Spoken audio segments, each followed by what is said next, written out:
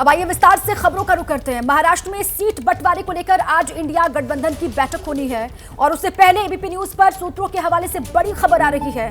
बड़ी खबर यह है कि महाराष्ट्र में सीट बंटवारे का फॉर्मूला तय हो गया है। सूत्रों के मुताबिक शिवसेना उद्धव गुट 20, कांग्रेस 20, एनसीपी शरद पवार गुट 6 और प्रकाश आंबेडकर की पार्टी वंचित बहुजन अघाड़ी 2 सीट पर चुनाव लड़ेगी।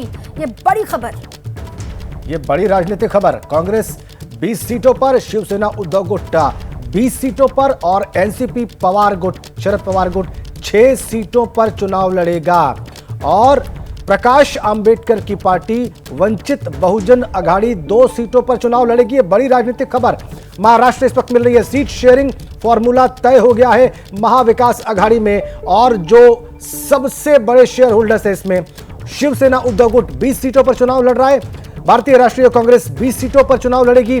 6 सीटों पर एनसीपी शरद पवार गुट चुनाव लड़ेगा और 2 सीटों पर यहां पर प्रकाश अंबेडकर की पार्टी जो है चुनाव लड़ेगी। और हमारे सहयोगी जैनेंद्र फोन लाइन पर जुड़ चुके हैं, उनसे सीधे ही हम जानकारी हासिल करते हैं। और जैनेंद्र, ये जो फॉर्मूला तय हुआ है इसके पीछे की राजनीति जरा बताइए हमारे दर्शकों को। बिल्कुल, देखिए सबसे पहले तो मैं ये बताना चाहता हूँ कि ये संभावित फॉर्मूला है, अभी इस पर मुहर नहीं लगी है। आज शाम 4 बजे कांग्रेस गठबंधन समिति जो है वो शिवसेना और एनसीपी के नेताओं के साथ बैठेगी। सीट बंटवारे को लेकर बातचीत होगी और औपचारिक मुहर जो है वो अभी लगना बाकी है। लेकिन हमारे उच्च सूत्रों ने जो जानकारी दी है, कांग्रेस 48 में से कांग्रेस 20 और शिवसेना उद्धव ठाकरे को 20 सीटों पर चुनाव लड़ सकती है। कारण यह है, कांग्रेस बीजेपी के हिंदू राष्ट्रवाद को काउंटर करने के लिए महाराष्ट्र में शिवसेना को बराबर स्थान देना चाहती है। साथ ही ये भी मानना है कि भले ही शिवसेना में टूट हुई है लेकिन जो वोटर हैं, समर्थक हैं, वो उनकी सहानुभूति उद्धव ठाकरे के साथ है। ऐसे में कांग्रेस और शिवसेना बराबर सीटों पर यानी 20-20 सीटों पर चुनाव लड़ सकती है।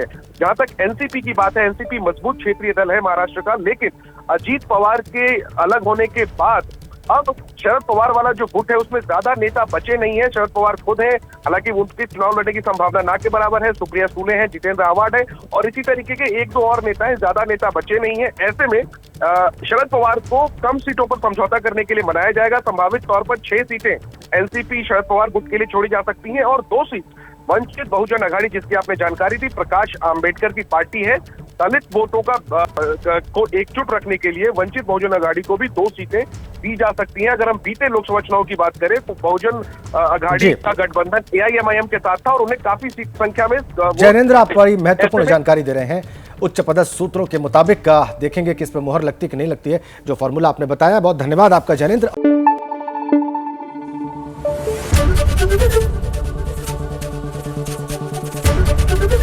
एबीपी न्यूज आपको रखे आगे।